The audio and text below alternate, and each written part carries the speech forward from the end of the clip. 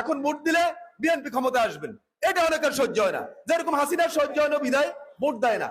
এখন ভোট দিলে বিএনপি ক্ষমতা আসবে, 1 বছর পর ভোট দিলে বিএনপি ক্ষমতা আসবে না, এই আশা আপনারা করেন না। যারা এই প্রত্যাশা করেন, 17 বছর হাসিনা বিএনপিকে কিছু করতে পারে নাই, 1 বছরও বিএনপি কিছু হবে না। বিএনপি আরো শক্তিশালী হবে তারেক রহমানের নেতৃত্বে, শহীদুদ্দিন চৌধুরী আলীর নেতৃত্বে।